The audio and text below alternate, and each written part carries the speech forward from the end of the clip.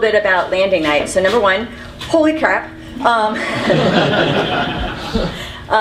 Number two, so the way that kind of EDL plays out, so for the first like 2 weeks or so before we were getting into to entry, so everything with EDL is reference to entry. That was when we were coming through the atmosphere. We're coming through that window in the atmosphere that was going to put us on the ground.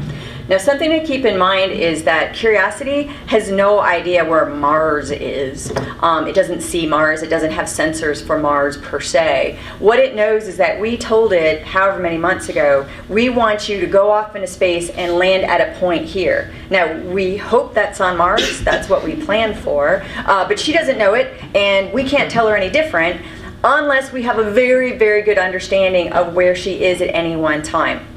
So basically for the last, I mean, certainly all 3 crews, but for the last couple of weeks, and especially the last week, as we're coming into Mars, we would have daily briefings from our navigators who would be using the data that they had received from the DSN in terms of what they thought the position was. Basically, it was kind of interesting. I never really quite did understand the plots. I'm a bits and bytes person, and this is like heavy-duty aerospace stuff. But basically, if you imagine there's the planet, here's the atmosphere around the planet, there's a window at the top of the atmosphere that if she hits that window in the right place, she knows how to get from that window to the point on the ground that we tell her.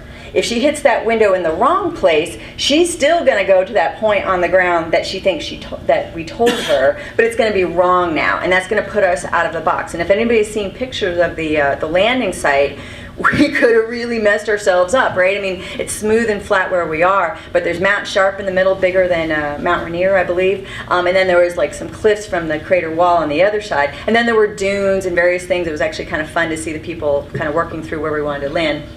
But anyway, so it's not just a matter of scientific interest where we landed, but in fact it was a matter of safety to the spacecraft that we landed in the right place. So it was very, very critical in those last few weeks, especially as we were coming in, for the navigators to be able to see in that box at the top of the atmosphere where she was going to come in. Now we could have maybe made a course correction, we could have uploaded new parameters and said, hey, you know what, when you hit that box, don't go this line to the ground, go like this line to the ground, which would have put her a little bit off. So very, very critical, the navigation data that we're getting. So now we're starting to get in, we're about 2 hours out.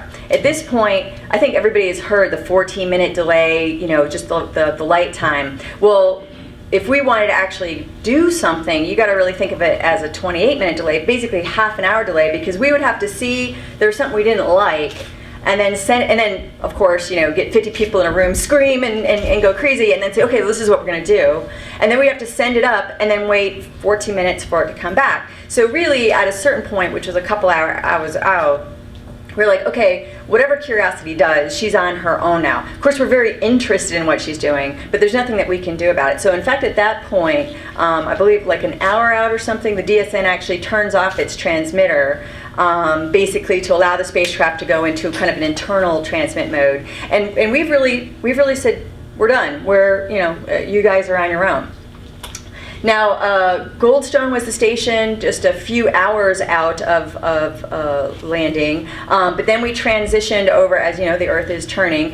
We were over actually Canberra as we actually were going in, I think from about 20 minutes to entry and then down. So you can see, so what this is showing is kind of the lit up Christmas tree of coverage that we had at that time.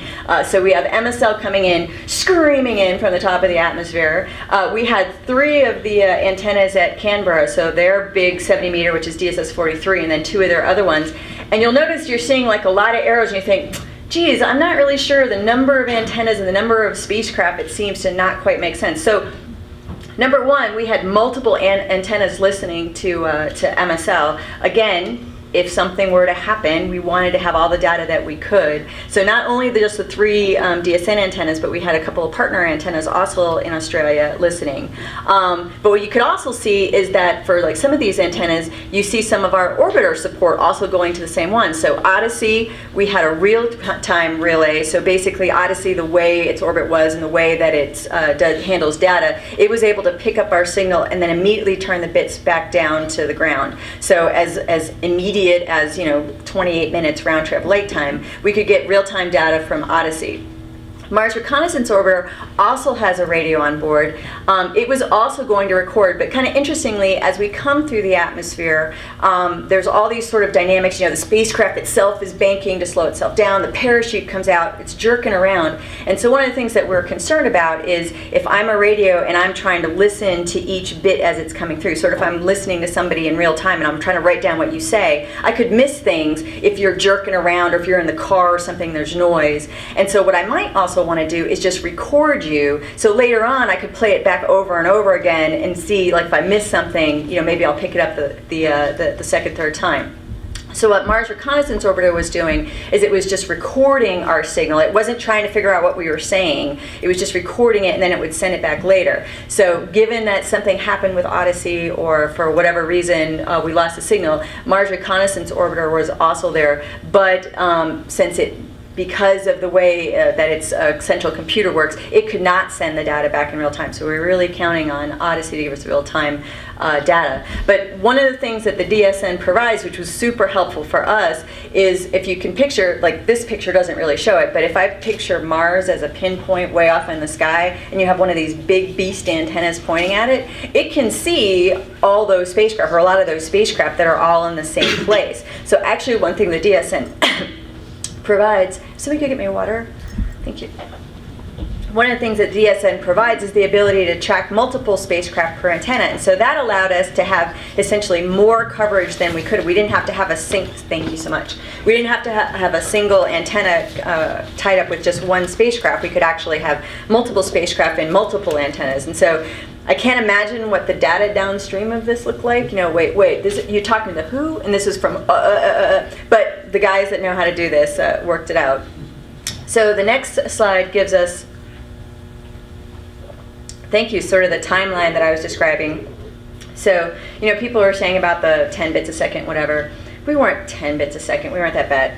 We were at 2 kilobits coming in, which was super low. And actually what's kind of interesting is, even though we have low data rates, in fact, even now we have low data rates, we get like sometimes 2 megabits, which awesome for us, but for you, you'd be like, 2 megabits, holy cow. But the data that we like to see getting back is basically, if you imagine a Twitter feed from the spacecraft. I mean, literally, I'm not being funny here. The spacecraft, along with, you know, telemetry data, like this is my temperature, this is the power, this is what's on, this is what's off. It also essentially tweets constantly, like, oh, I think it's about 20 minutes from landing. Well, I think I'm going to turn on this heater. Well, and it basically says that, you know, now configuring for such and such, now configuring for such and such. So that kind of real time, you know, I'm at the mall, I'm going into Abercrombie and Fitch, whatever stuff, really gives us a much better understanding of what the spacecraft is doing than just this is my power, this is my temperature, etc.